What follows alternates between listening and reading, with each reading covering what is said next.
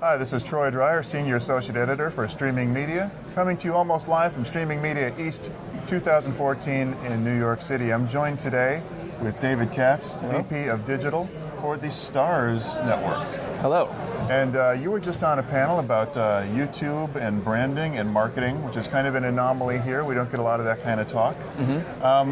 But I'm really curious what you guys are doing on YouTube. I mean, you have your own platforms for distributing video, and yet YouTube is very important to you. Absolutely. Tell us about the Starz YouTube strategy.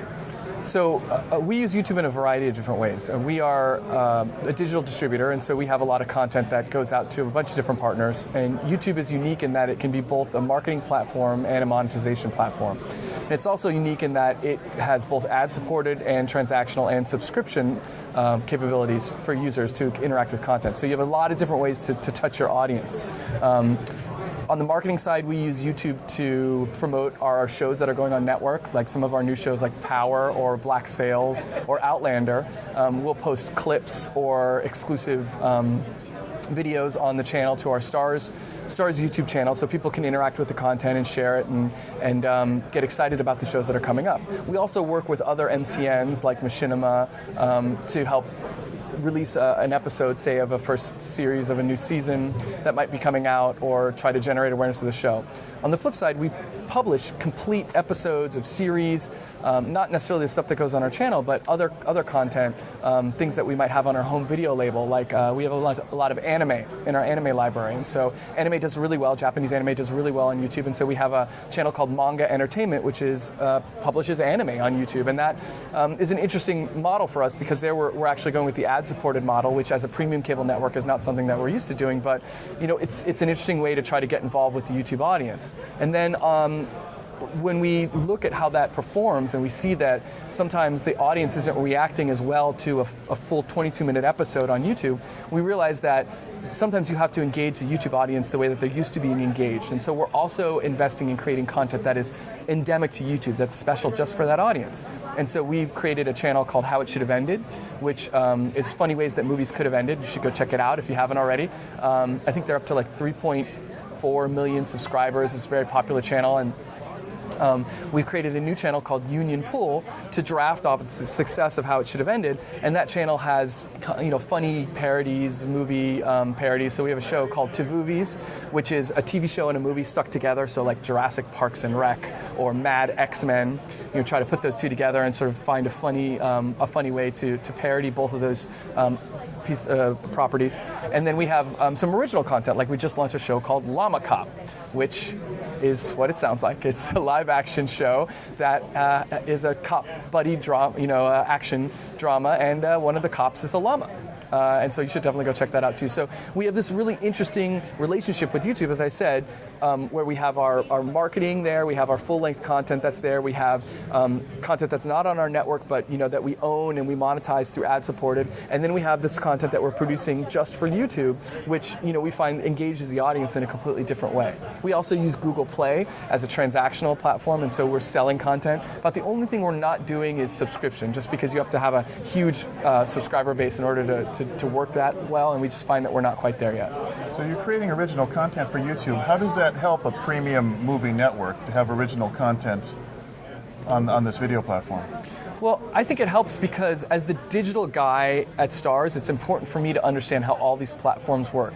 And we need to embrace all these different platforms. So for instance, we just announced a new show on the network called The Chair, where we have two directors who are going to be making this, working off of the same script to make the same movie, and one of them is Shane Dawson, who is a YouTuber.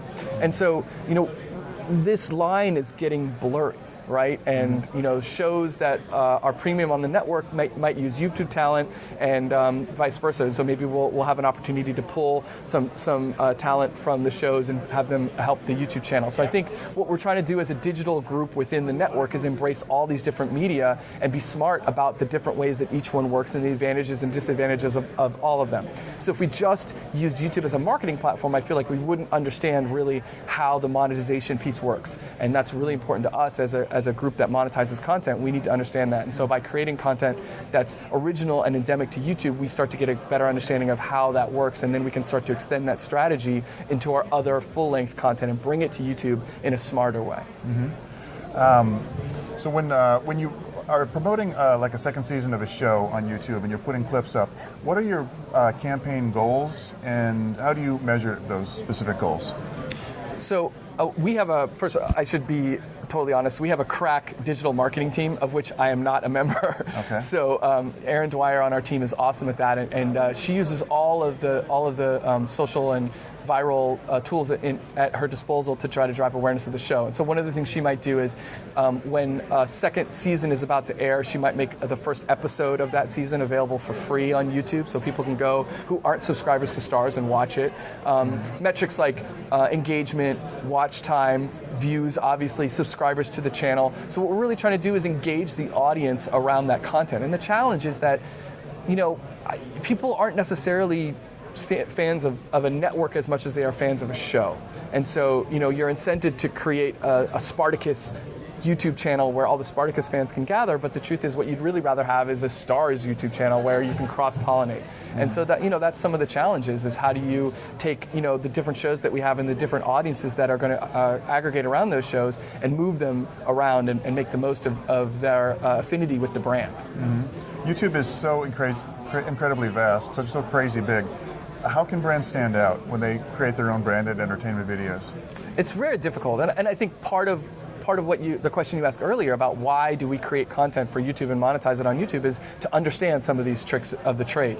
So I think brands like Red Bull and Mercedes and American Express and BMW. I mean, these are brands that have really embraced content creation, and I think that's key. The YouTube audience wants to be entertained, and part of what they're doing with TrueView is saying to the sponsors and the brands and the advertisers, you have to make that an ad that people are going to want to watch. They're going to want to opt in to watch it. It has to be a piece of entertainment. It has to be engaging, and I think that's a really compelling message. And I think as a brand, to be able to affiliate yourself with a YouTube talent that's already got amassed an audience on the channel is very compelling. Or going out and building your own compelling set of content, and then you change from being a brand that's advertising and sending out a message to someone that's trying to create content. And advertiser as content creator, I think, is the new way that this is really YouTube is trying to embrace this, and Red Bull has done a great job of showing how you can be a brand and a content creator at the same time. And so you have to be able to engage with the audience. You have to be authentic. You have to be able to be comfortable giving up a little bit of control and allowing your audience to come in and engage with the brand and show how they're fans. And that may not necessarily be on message as much as you want, but it's something that you need to be able to do on the platform because it's a very interactive platform and people expect to be able to interact with you. Mm-hmm. Now, you were just speaking in a panel on YouTube brand success. One of the topics came up at the end was Google Preferred, something that was just introduced at the Google Brandcast event, YouTube Brandcast event that they just had a couple weeks ago here in New York. So it's the top 5% of YouTube's channels in key verticals, and this is a sales tool, right, that they're using for TV advertisers? Yeah. Tell us about it. What is this and why is it effective? So I think as a premium content provider that has struggled to monetize content well on YouTube, this is something that's really exciting to us because I think what they're saying here is we get it. We want to talk to the people who are making the decisions about how the media gets spent in a way that they're used to being talked to. And so at the Brandcast event that you're referring to recently, they made a couple of announcements. One is that they're going to create this Google Preferred, which is a safe place to buy media on Google, and I think that's really important on YouTube because brands are a little hesitant. There's a lot of risk, seen in buying on YouTube, and so that while that perception is changing, the creation of this sort of safe area, and this is the premium content, this is the good stuff, which I think historically they've been very hesitant to do because they say it's all good stuff. We don't want to have to make that decision. We want people to be able to, arrive at their own conclusions and have their own experiences on YouTube. So creating a safe place for brands to buy. The second thing is measurement. So they're partnering with Nielsen and Comscore to be able to measure effectively the media that you're spending. And I think they're trying to put themselves on equal footing with TV, which is really important. And I think the third piece is, I think it's audience guarantee. They're going to say, look, if you buy a certain amount of audience, we will guarantee you that you get there for the money that you spent.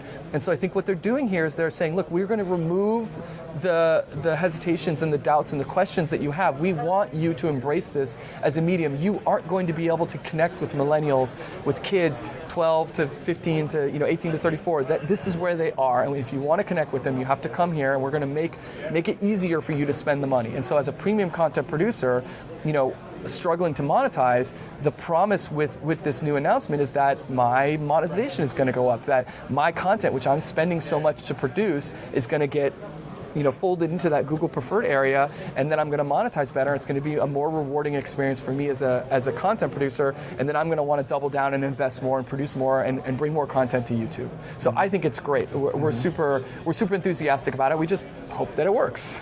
Is the audience of that top 5%, is it a better audience to be in front of?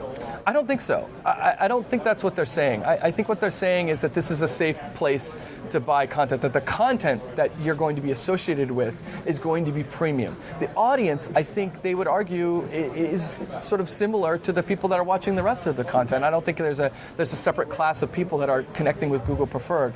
I do think that those are the largest audiences, and those are the people that are very comfortable integrating brands into their conversations with their fans. And so I think what you're ending up seeing there is, creators like Michelle Phan, who have this beauty network that have amassed these subscribers, who are very comfortable working with a brand like L'Oreal. You're going to get a better experience as a brand buying into that than perhaps somebody else who might not be as on message, might not be as safe. You might not get the sort of promise of quality that you would get with a Google preferred provider. But I think one of the things that came up in the panel was a smart brand and a smart media planner is going to embrace both. There's going to be a time when Google Preferred is the right tool to use, and then there's going to be a time when you want to just go out there and cast a wide net and really see what works. And so we think that people are going to embrace both of these, and it's so smart that Google is creating this scarcity, but that there's so much to be gained from using the entire network as a way to drive reach and scale in a way that just isn't possible on other platforms.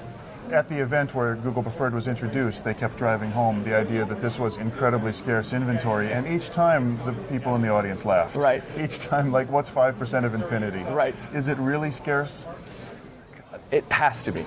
That's just a simple answer. It has to be. They have to create that scarcity because that's how you drive value. If it's just infinite amount of views, then there is no scarcity and there's no premium to be charged. So you have to create scarcity. I don't know how they're going to do that, but they need to be able to do it. If they can't, then I don't think it will work as well. Mm-hmm. Well, David, thank you so much for joining me. This is Troy Dreier coming to you from Streaming Media East, almost live. Thanks for having me.